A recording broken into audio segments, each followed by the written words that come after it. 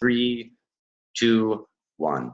Hey gang, and welcome back to Alien Protocols. It is a real pleasure to introduce someone who's done incredible work for experiencers, for disclosure, and for those who are interested in exploring the subconscious in general.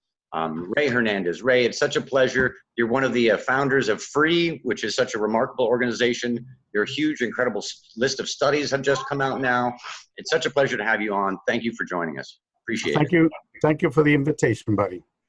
Ray, you have such an important personal story, how you got exposed to this stuff.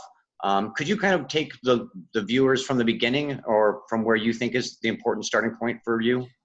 Well, this was 2 years of nonstop experiences, but I'll give you the 2-minute version of those 2 years.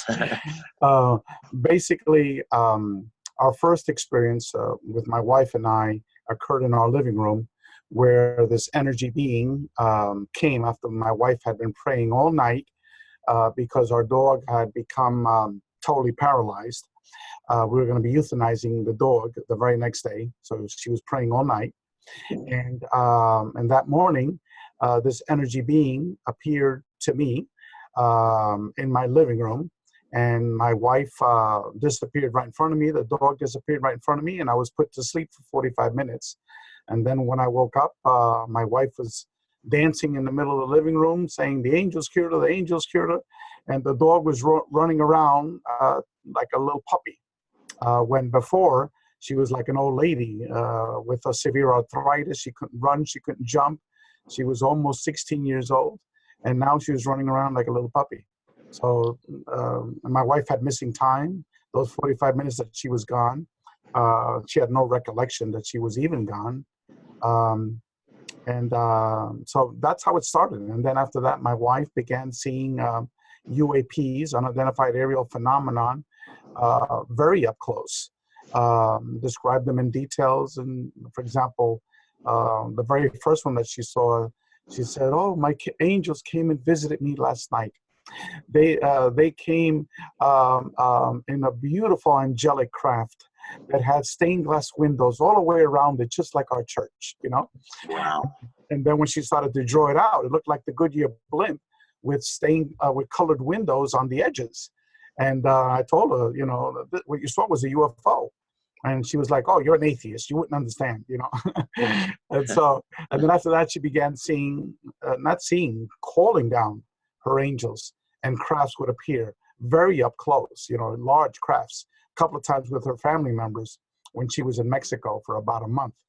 And one time she saw 3 human-looking beings, 7 feet tall, dressed in white monk's robes, that floated right in front of her for about 30 to 45 seconds and then disappeared.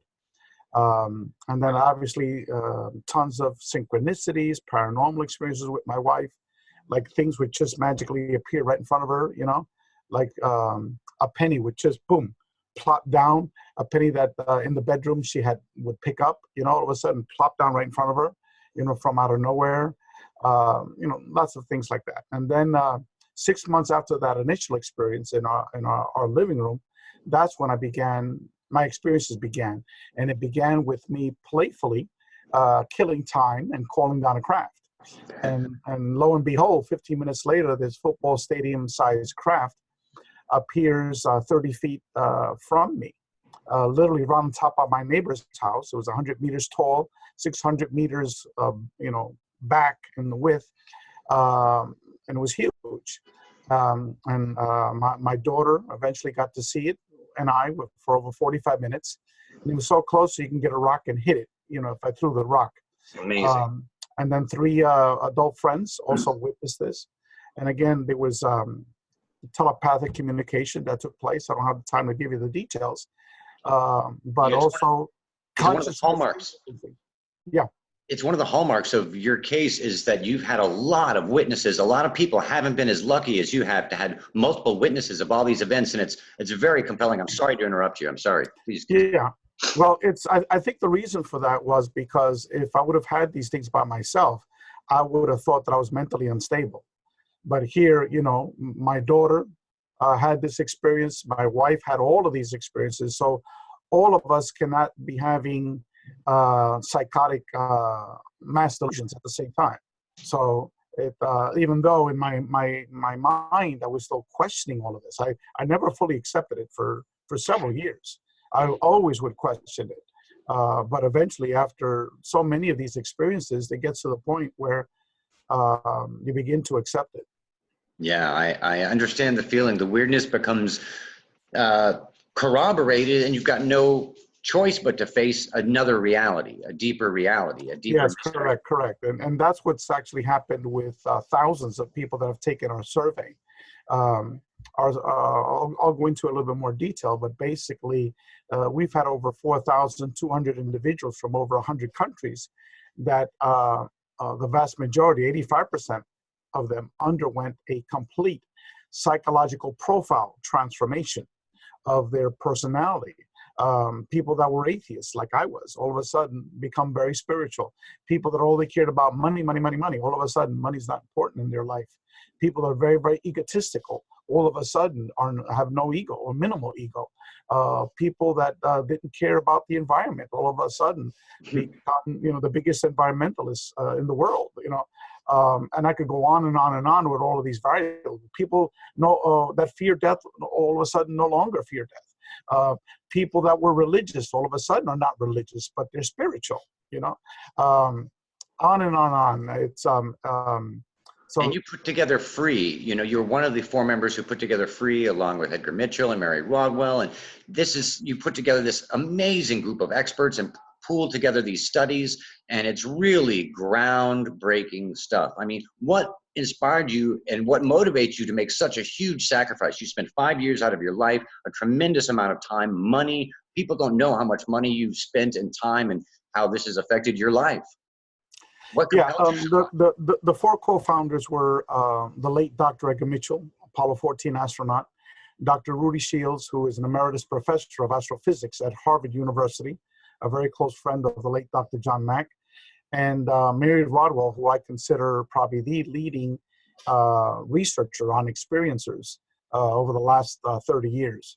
So the 4 of us formed the organization, and the reason for it was to undertake the world's first ever comprehensive academic research study of individuals that have both seen UAPs, unidentified aerial phenomenon, and have had contact with non-human intelligence.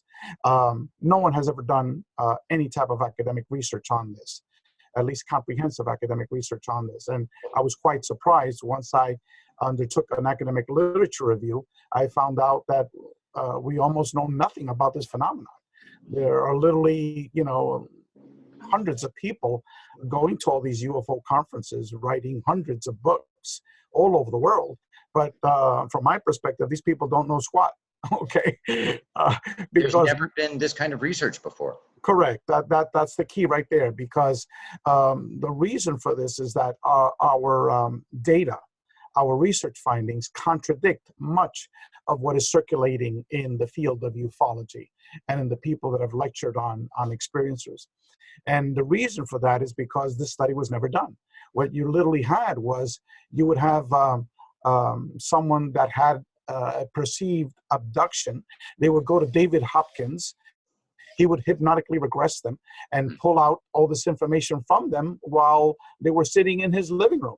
And this is from someone who has publicly stated in all of his interviews that he has never met anyone with a positive experience. Okay.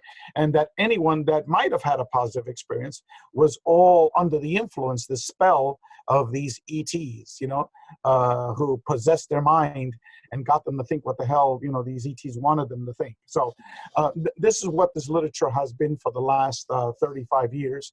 And there's been many individuals that have copied the research protocols of David Jacobs and Bud Hopkins.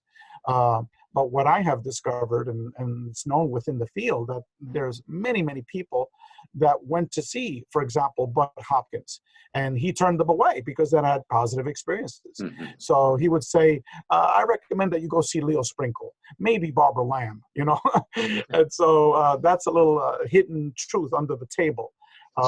So what did you discover, aside from the fact that there's many positive experiences? What did you discover culling all this data and going through the data? What are some of the surprising conclusions? Well, let me give you a background to that. The research committee that was established was comprised of numerous retired PhD academics. The chair of our research committee was recently retired Professor Dr. John Klimo. We began that like 5 months ago. For 40 years, he taught research methodology at the graduate level for students that were studying to get their master's degree and PhDs in psychology. So he taught that for 40 years. It's an expert. Also, John Klimo happens to be one of the world's few leading academics on the paranormal. He's written several books and many, many articles on paranormal-related topics. Member of the Parapsychological Association and numerous other paranormal organizations. But he was an academic, okay? Then we had other, I won't go into all the names, but many retired professors. We also had many of the leading researchers in the field. People that were non-academics but had worked with experiencers. For example, I already named Leo Sprinkle, even though he was an academic and retired. We also had Mary Rodwell. We had Kathleen Marden, Denise Stoner, Barbara Lamb, Michael Melton, Giorgio Piacenza from Latin America, many, many, many different people. Brent Rains. We had other people that eventually worked with us, like Rebecca Hardcastle-Wright, Susan Manowich. Almost everyone that I mentioned are experiencers and researchers that have been working in this field for over 30 years. So it's a combination. Yeah, it was a combination of PhD academics that had this interest. Some of them were experiencers, I'm not going to mention two. And then you have these researchers who were non-academics, but have been working in this field, most of them for over 30 years. And so we then began developing what would we be doing to initiate the world's first comprehensive academic research study of UAP contact experiencers. And so what we came up with was a series of 3 surveys. 2 of the surveys were quantitative in nature. The quantitative questions totaled almost 700 questions. And then there was a phase 3, which is a qualitative survey. That was comprised of written responses to 70 open-ended questions. Just for those 70 open-ended questions, we had more than 10,000 pages of writings from experiencers responding to these 7 questions. So in terms of findings, there are literally hundreds of findings involved here. But what I can tell you is some of the most major findings, maybe 4 or 5 of the most major findings. Number one is that we asked many, many questions to determine whether their experiences were positive, negative, or neutral. We asked that in almost 20 different questions, okay, just to gauge how they responded to how it was phrased, the context, etc. And what we found was that overwhelmingly, the vast majority, anywhere from between 85% to 95%, depending on how the question was asked, of these individuals stated that these experiences were positive. The vast majority were overwhelmingly positive. Vast majority. Wow. Between 85 to 95, depending on how the question was phrased. Let me just give you the question. Do you want your ET contact experiences to stop? Okay. 84% said no. Keep it coming, baby. Keep it coming, baby. Yeah, all right. Even the people that had abductions, okay, 70% of these individuals that had an abduction call themselves contactees, not abductees, okay? And what we also found was that abductions was only 1/3 of the experiences that people had, okay? Being physically taken and being relocated to another location, that was only 1/3 of the people, okay, that had the standard abduction scenarios, okay? 38% of these individuals, okay, that took our survey stated that initially they viewed their experiences as negative, okay? The main reason was that they were scared shit of what these beings looked like, okay? It is, if you had one of these beings in front of you, you know, you're gonna be petrified, you're gonna be traumatized, okay? As Dr. John Mack called it, the ontological shock.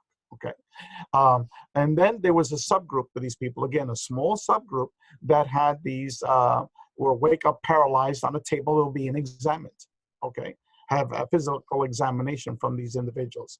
So that's also very shocking, very traumatizing. But what, interestingly enough, what we discovered was that the vast majority of these people who initially started on a table being paralyzed, being examined, later on their experiences changed. Okay, the Wow. vast majority of them later on had experiences with non-grays. Okay, human-looking type of beings. They were being brought to other realities by these other beings, to other dimensions. They were taught spiritual messages. They were given physics and science downloads. They were given tours of the craft, okay, how the craft operates, okay. But the vast majority, we've had almost double the number of people that were brought to other matrix, quote unquote, matrix type of realities than people that have had abductions.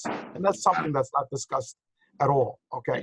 It's hardly discussed. It's hardly discussed in the community and in the literature. So it's a huge in the literature, correct. But here's thousands of people telling us the same story. Now, in terms of the validity of our story, we grouped various countries in geographic areas. We grouped the US as a separate area, Canada as a separate area, the United Kingdom, mainland Europe as a separate area, excuse me, and then Australia and New Zealand. So we had 5 different separate areas.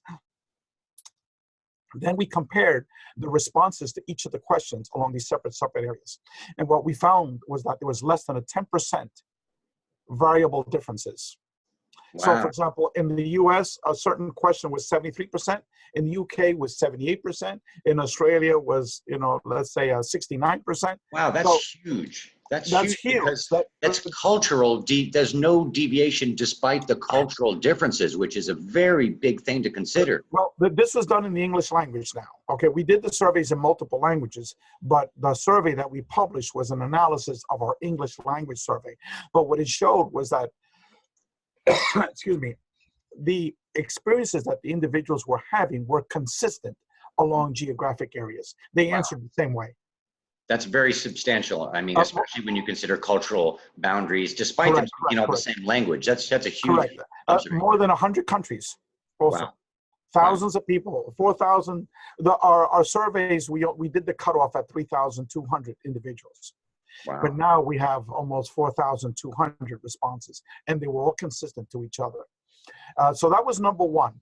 No matter how we phrase the question, this was an overwhelmingly positive experience. Initially, 38% viewed it as negative, but then over time, their experiences changed. For example, the number one category of multiple experiences was more than 10. Actually, more than 20 was the number one category, because we had like from 1 to 2, and then from 2 to 5, 5 to 10, and then 5 to 20, and then more than 20. The number one category there was more than 20. So if you've had contact, the probabilities were that you're going to be having more than 10, and the number one was more than 20. So the more these individuals had these experiences, the more positive the experience changed. For many, it started like a physical examination, but then later on, it was brought to the spirit world, for example. And then for many people, they didn't have these negative experiences. It was all positive from the very beginning. Wow, that's amazing. For 2/3 of the people. That's amazing. So that's number one. Now, the number two finding, and again, we're grouping things in a very large category, is that this phenomenon was overwhelmingly non-physical. Instead, these experiences can be categorized as primarily paranormal and psychic. Very important, because if you go to the YouTube, you go to these ufology conferences, all these so-called experts, they're all going to talk about physical, okay? Physical is a tiny sliver of these experiences, okay? Let me give you a couple examples. 80% of these individuals have had an out-of-body experience. 50% have had a medical healing, just like our dog. 50% of these individuals stated that either they or a member of their family had a medical healing by non-human intelligence. 50%. We're talking thousands of people, okay? 37% have had a near-death experience. 67% have received telepathic communications with these beings. 60% have physically seen an orb, not through a picture, but an orb, okay, right in front of you, okay? I could go on and on and on and on and on. We asked, goodness, more than 70 questions, these paranormal related type of questions. These are all really important. I mean, all of those answers are really important if you want to understand this phenomena. It's amazing. precognition, ESP, psychokinesis, things moving in the household, seeing shadow beings streak behind you. I was in a Skype call right here. I think you can see like this over here, there's a window right here, right? So I guess I was facing this way on a Zoom call, as a matter of fact. And all of a sudden, these two ladies who were members of our support group, they started screaming, "Ray, what the hell was that?" And I saw it. It was like a streak, a person dressed like a shadow being. You know, people describe a shadow being just go right across my back and go straight through the windows. Okay, so to me, it says, that's just a shadow being. You know what I'm saying? but that's what experiencers are seeing. Tons of people are seeing, describing these things. Yeah, and we're seeing things off the charts. We're seeing things that deal with the subconscious. We're seeing ground effects. We're seeing uncategorized phenomena. And the fact that there's some of this stuff is completely, I mean, if you want to do the squishy nuts and bolts, you can do the medical healings if you want, and you can find out, you can go to the medical records and you can do the post and you can find out, you know, the facts that way. But you've really done something really extraordinary and special here, Ray, by documenting all this and the types of questions you've asked and the types of stuff you're revealing here. This is all mind-blowing. And as an experiencer myself, someone like you who's experienced a lot of weirdness and ongoing weirdness, it helps to bring some framework to all of us. Yeah, well, it's all documented in our new 820-page book. I don't know if you received it yet or whether you have it. I have a copy, yes. And okay. Everyone needs to get this book. I mean, it's really crucial, not in terms, it's just groundbreaking science. All the studies from so many influential, incredible people. You cannot deny yourself, if you're interested in this topic, you can't deny yourself this information. I was going to show you a copy of the book. I probably have it stashed away somewhere else, but the name of the book is Beyond UFOs. Why Beyond UFOs? Because what's happening here is much more complicated than just the nuts and bolts aspect of UFOs. So it's Beyond UFOs, the science of consciousness and contact with non-human intelligence, because this is all about consciousness. And we're not talking about purely metaphysical aspects of consciousness like much of this field has been associated with. We're trying to explore what is the science behind what's going on. So that's what we titled The Science of Consciousness and Contact with Non-Human Intelligence. That's the key, because there are many conferences on consciousness, numerous academic articles on consciousness, but what do they omit? Non-human intelligence, okay? Which is, to me, all these people that are academics that research, you know, what is consciousness, to me, those people are clueless. Okay. Yeah, they're missing the most fundamental aspect, the most fundamental aspect. The most fundamental aspects, that our reality is not what it is, and that the experiencer is the key to unraveling what is our reality and also unraveling what is consciousness. Because if you were to read the details of our 820-page book, the various articles that are written there, you would clearly know that our reality is not what it is. It's something totally complicated. Not only that, but I think the viewers will be left with a sense of, where does consciousness end and reality begin? What are the limits of the subconscious? What are the limits of your own mind? Yeah. No, these are all pertinent questions. And our position as an organization is that no one really has an understanding, a proper understanding, let alone answers to what's going on. But at least we were able to document. Let me continue with that, and then I'll jump in back to the same topic here. So, please. Number one, that these are overwhelmingly positive experiences. Number two, that these experiences are primarily paranormal and psychic. Just like Jacques Vallée said, okay, this is both physical and it's non-physical, psychic. And Alan Hynek, the same exact thing, okay? But yet the field of ufology totally ignores the paranormal and the psychic aspects of it. And what we've now documented is that this is the aspect of it, okay? That's the primary aspect of it, and that's what you need to focus on. Now, number three, okay, is the transformative aspects of contact. As I stated before, 85% of these individuals have undergone a complete and dramatic psychological profile transformation for the positive. Okay, for the positive. And what we did is we copied approximately 70 questions from Dr. Kenneth Ring's book titled The Omega Project. And Dr. Kenneth Ring is the world's leading expert on near-death experiences. He was a professor at the University of Connecticut. He's now in his 80s, and he fully endorsed our research study. He supported it and even wrote an endorsement, which is on the back cover of our book for this. And in that book, published in the mid-'80s, he compared 85 individuals that had abduction type of experiences with 85 people that had NDEs. And part of his quantitative research study was to see how these people changed. So we borrowed those 70 from his research study. We found out that 85% of both groups underwent the same transformation. Again, a complete psychological profile transformation for the positive. Okay, the same exact finding. And so that's the number 3 major finding there. And that's huge, that it's in a positive experience where there's such a stereotype of it being negative. Correct. And from my perspective is let everyone in this world have contact, because 85% of these individuals will be totally transformed for the positive. Wouldn't it be nice to have less ego in this world? Okay. Wouldn't it be nice to have a more loving and caring neighbor next door? Someone more concerned about the ecology instead of this guy that who's our president now that wants to totally destroy all the regulatory protocols that we've had. Okay. Money, greed. All of a sudden, people don't care about money and greed anymore. On and on and on. Fear of death. You know, so many people, they go to church every week, you know, afraid that they're going to go to hell and the devil's going to get them. Okay. Now, you talk to 85% of these individuals, they're totally spiritual. They're non-religious. Okay. They don't fear death. Okay. So they're better people after the experiences. It seems happier. Correct. And so we've duplicated the work of Dr. Kenneth Ring.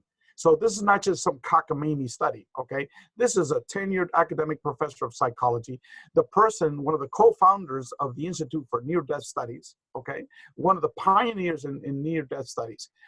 We followed his methodology, asked his questions, and what happens? We came up with the same exact findings, okay? Wow. Yeah, very, very major finding. Now, the next major finding, again, I'm grouping everything in large categories, is that what we discovered in the experiences of the individuals is that these experiences involve a manipulation of space-time. Okay, again, validating the work of Dr. John Mack, validating the work of Jacques Vallée, of Alan Hynek, that these experiences were, how should I say, type of books. And they had non-local consequences. Physics-related type of experiences, which involve the total non-local consequences and non-local consciousness, okay? Getting back to the, you know? Yeah. Ray, we're having a weird glitching that's going on. So, yes.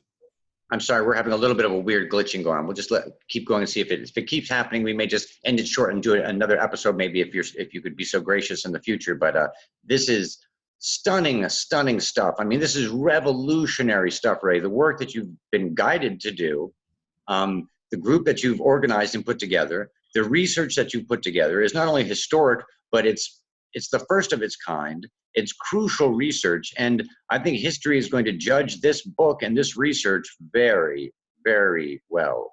Thank you, buddy. It's as we spoke about before we came live, which is setting a foundation. Okay, with zero funding, we did this. It was all internally funded. How can people support you and support this project? Well, we do have a PayPal on our we have 2 websites. One is consciousnesscontact.org. The other older website is exper.org, and both should have PayPal links. Also on those sites, we have data from our research study. We have numerous academic articles and non-academic articles that were written about this phenomenon by members of our board. And also you can download chapter 1, which is 120 pages from our book. And that is the main chapter from our book, which provides an analysis of our quantitative research study. And that's for free. And wow, that's great. Download the table of contents. the preface of Dr. Rudy Shields as well, and our book endorsements. So altogether, it's more than 200 pages that we're making available for free. And then if you like what you read, then go purchase the book, which is on Amazon. And once again, our book is Beyond UFOs, The Science of Consciousness and Contact with Non-Human Intelligence. And some of those articles are more academically oriented than others, and some are not. But this is meant to stimulate your thought pattern. So we didn't want to make something that was at the third grade level, you know, so this is real hardcore science. With the top scientists and top ex-scientists and the top researchers in the field, you really have put together an amazing team, and like a conductor orchestrated a really amazing work here. And Ray, I just have to, you know, as an experiencer myself, and as, you know, someone who works with a lot of experiencers, and I know many watch this channel, you know, we want to thank you for that work and your time and your continued efforts in battle on this front. And I know it's a battle, and I know you make great sacrifices for it.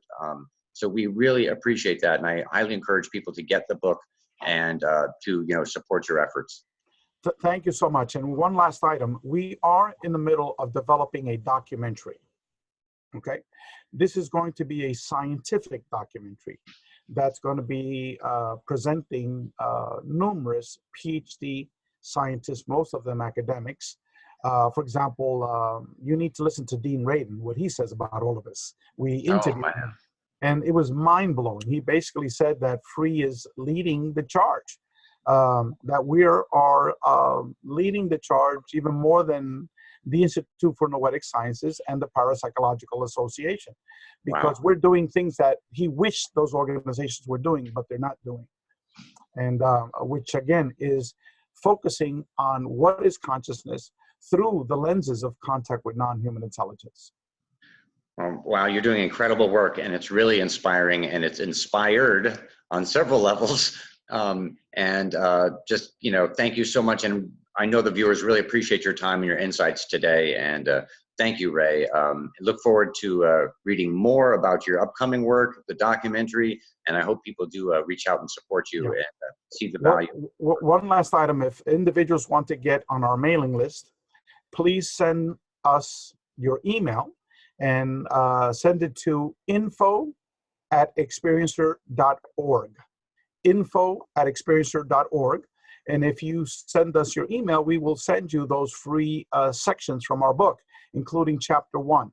And after you read that, then you'll have a very good idea of what free is all about and the analysis of our data.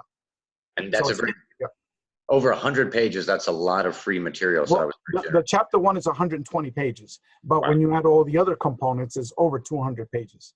Wow, that's great. And that's a great way to, I mean, if you can't figure it out in 200 pages how amazing this work is, I think they should just go out and buy the darn book and not even get the 120 pages. Well, we're not here to make money here. This is not the purpose of our organization. Of course. The purpose of our research study is to actually document the phenomenon for the first time and then to circulate it among humanity, because people are still totally confused as to what really is going on. No, this work is really important, and we wouldn't endorse it and recommend people give money and support you if it wasn't for the value of the work itself, and it's the work that speaks for itself. We know you're not a profiteer, and we know, and I know that you've gone through great expense to do this. It's quite the opposite of profiteering. But believe me, it's to the point of where you're almost divorced, where your only focus is on this work and not on your own personal work, not on the family, but on focusing on free. And so it's a lot of sacrifice that people just don't understand. No, they don't. And, as an experiencer, we're on fire and we're off, experiencers are always off doing something, but you managed to take that fire and focus it into these studies and this really crucial work. And, just behalf on everyone who is not able to thank you right now, thank you. And I hope that you would allow us to speak with you again in the future. I know people are going to want more of this information. They just got a tiny little taste of it. Yes, that's correct. Yeah. No, we can get into some of the details later on in subsequent interviews. Well, I appreciate it so much. Thank you so much, Ray, for your time and your expertise and doing this incredible work. You're very welcome, buddy. Thank you. Thank you, Ray.